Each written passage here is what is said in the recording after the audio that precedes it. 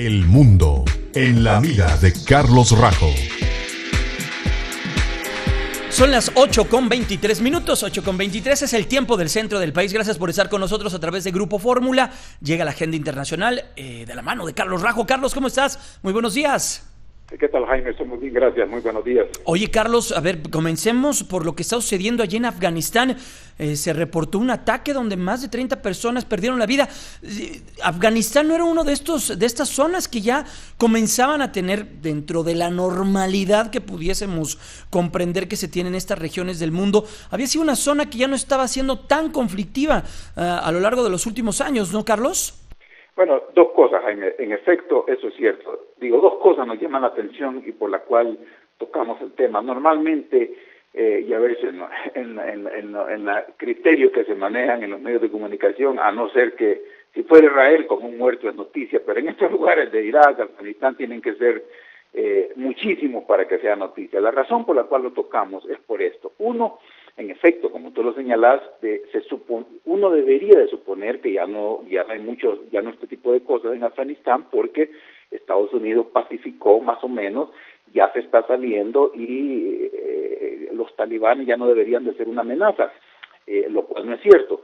Pero la razón principal, o sea, lo de los muertos, lo de la bomba, significa que sí hay problemas en Afganistán y que ese gobierno, una vez que terminen de salir las tropas estadounidenses, ese gobierno de Afganistán se puede caer en pedazos y un proyecto de 10 años para tratar de levantar un gobierno estable y un ejército sólido para que no pueda aguantar un ataque de los talibanes, se puede caer en pedazos. Pero lo más grave, Jaime, es que supuestamente quien ha tomado la responsabilidad por este ataque es el ejército islámico, el famoso ejército islámico que tanto se ha hablado, que opera allá en Siria, que opera en el norte de Irak, que supuestamente es el gran enemigo, peor que Al-Qaeda, bla, bla, bla. El punto es que ahora, como te repito, aparentemente tiene ya gente que toma su bandera y su nombre y ha aparecido en Afganistán. Afganistán, desde aquí desde la distancia nos parece un poco difícil el mapa, pero no está tan cerca,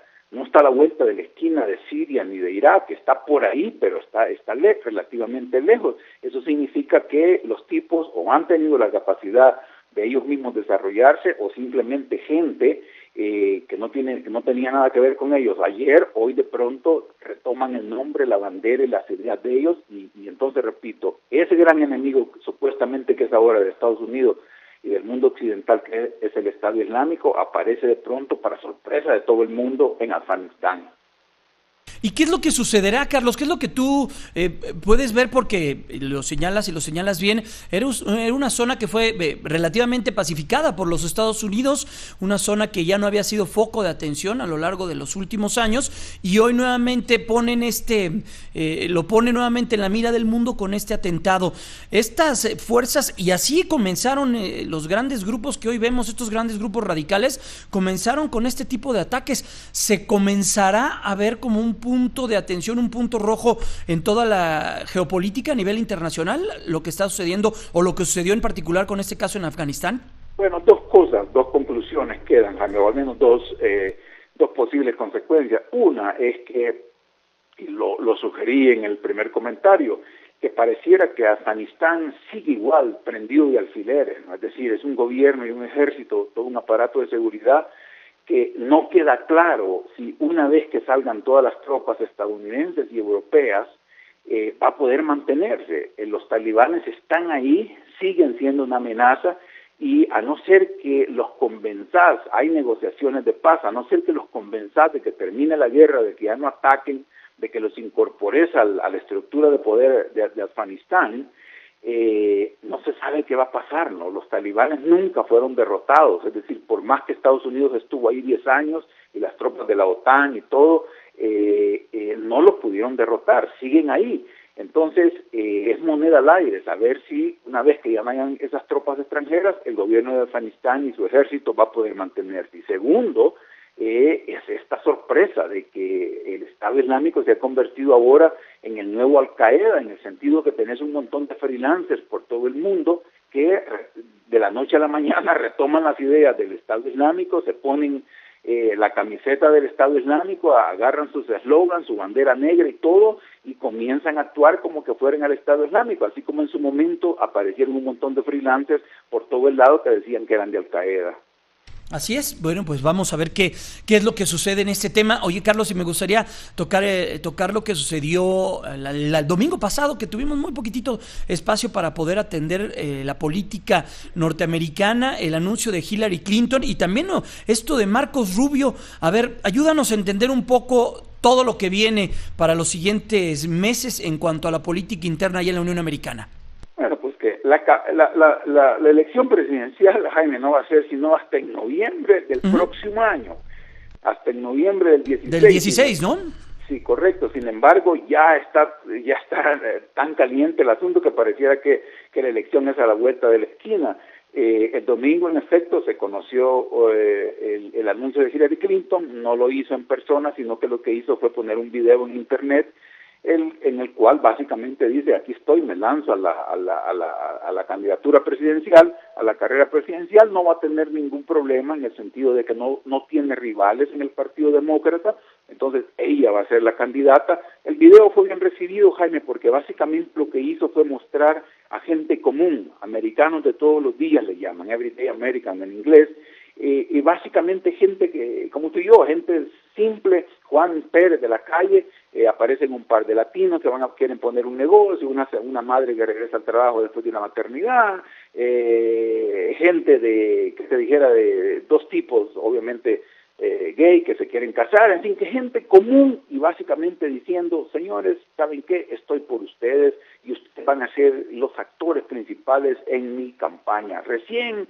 en el último tercio de la cuestión del video aparece la señora Clinton muy modesta. Entonces, toda la idea que quiere mandar, Jaime, es que, a diferencia de hace 4 años cuando se lanzó y perdió ante Obama, de hace 8 años, perdón, es que no quiere dar la idea de que esto va a ser una coronación, de que ella ya está, establecida como la candidata, no, sino que dice: vengo a ganarme el voto de ustedes con sudor, quiero que confíen en mí, no, porque ese fue uno de los grandes errores que tuvo ante Obama, que parecía que todo estaba ya hecho para que ella fuese la candidata, y de pronto, de no se sabe dónde, apareció Obama y le cerruchó el piso y le ganó la candidatura. Entonces, eso fue el domingo. Y luego el lunes, por cierto, también todo el tono del video es bastante liberal, ¿no? Es decir, entonces se cambia un poco la idea que teníamos de la señora Clinton, que es un poco conservadorona relativamente hablando en el contexto demócrata, y que ahora va a ser mucho más liberal en su mensaje. Y el lunes tuvimos el siguiente, en este caso del Partido Republicano, uno más. Ya hay varios republicanos, 4 o 5 que están ya en la disputa.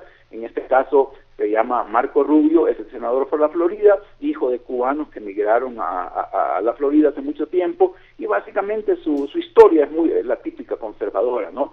De que todo está mal con Obama y que con él las cosas van a cambiar un poco en política exterior, que es lo que interesaría a Latinoamérica, totalmente duro, ¿no? De que Estados Unidos tiene que retomar su liderazgo, tiene que ser policía del mundo, bla, bla, bla, que tenés que guerrear por todos lados. Esa es básicamente la postura de Marco Rubio. Muy crítico, ¿no? Con la decisión de Barack Obama, con lo que resultó en la Cumbre de las Américas, el acercamiento con Cuba, lo que tiene que ver con Irán, ¿no? También, Carlos. Sí, porque como te digo, es un tipo conservador, ¿no? En el caso de Cuba, porque él, por ser hijo de cubanos, claro, cubano-americano, eso le toca al corazón a él, ¿no? Para él es todavía del pequeño grupo de legisladores, un par de congresistas de ahí de la Florida y él como senador, que se oponen brutalmente a cualquier apertura hacia Cuba, ¿no? Para él nada ha cambiado y no vale la pena que hagas nada con los cubanos en tanto no desaparezcan los Castros, en tanto no hayan elecciones y toda esta serie de otras cosas. Y en el caso de Irán también se ha vuelto, él es un duro, él se opone a eso, como te decía el otro día, no tanto porque, alguna vez lo he mencionado, no tanto porque se oponen vis a lo de Irán, sino que porque esta gente está más cerca de Israel, y como Israel se opone, o al menos Netanyahu se opone, ellos también se oponen. Pero ciertamente es una política exterior muy, muy dura, que hace recordar, como decía, la política de George Bush. Carlos, rápidamente, nos queda un minuto y medio. Lo que está sucediendo en América Latina, los hechos y los casos de corrupción en Brasil particularmente, nuevamente esta semana escuchamos que uno de estos grandes funcionarios pues logra o puede pisar hasta la cárcel, lo destituyen. Hay mucha información que está generada alrededor de todo esto de Petrobras, ¿no? Pues metieron preso al tesorero del Partido del Trabajo. Jaime, sigue el escándalo, se sigue enlodando al partido en el poder y por supuesto... marchas en la calle, ¿no?, contra Dilma.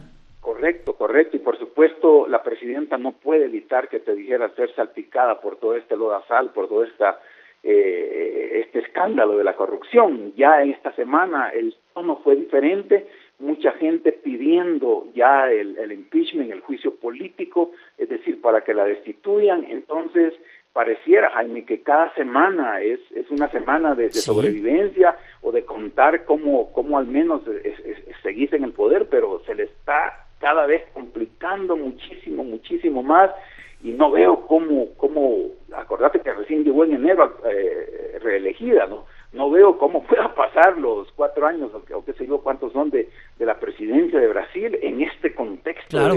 de permanentes ataques y la clase política cada vez más desprestigiada, y por supuesto, como todo el mundo quiere salvarse, en este caso una buena salvación es simplemente echarle la culpa a ellos y decir el Partido del Trabajo es el que tiene la culpa, porque todos gobiernan varios partidos, otros líderes de otros partidos que ella necesita para gobernar, de alguna manera también han sido salpicados por el escándalo. Perfecto. Entonces es una buena manera de echarle la culpa a la señora para que un poco que no te toque a ti el escándalo, ¿no? Carlos, muchas gracias, nos gana el corte. Mañana abordamos este tema. Muchas gracias, muy buenos días, Carlos. Perfecto, bueno.